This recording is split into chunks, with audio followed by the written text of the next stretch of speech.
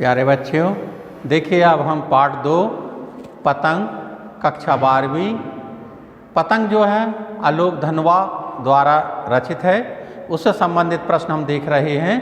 इस कविता के बहाने बताएं कि सब घर एक कर देने के मायने क्या है।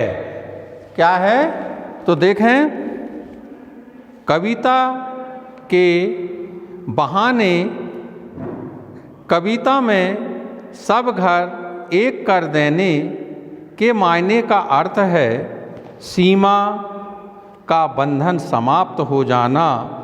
जिस प्रकार बच्चों के खेल में किसी प्रकार की सीमा का ध्यान नहीं रखा जाता, उसी प्रकार कविता में स्थान की कोई सीमा नहीं है। यह शब्दों का खेल है।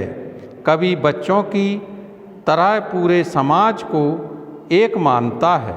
वह अपने पराये का भेद भूलकर कविता की रचना करता है।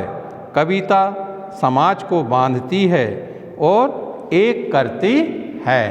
अगला प्रश्न इसी का है, उड़ने और खिलने का कविता से क्या संबंध है।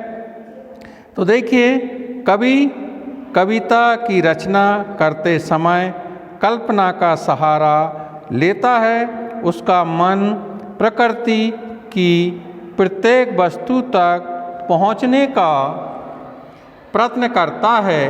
इस प्रकार वह कल्पना की उड़ान भरता है।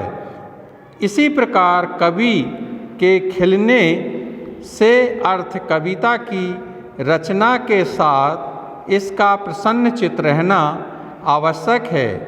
यह खिलकर अर्थात प्रसन्नचित्त रहकर ही अपने कविता के माध्यम से विचारों की अभिव्यक्ति ठीक प्रकार से कर सकता है।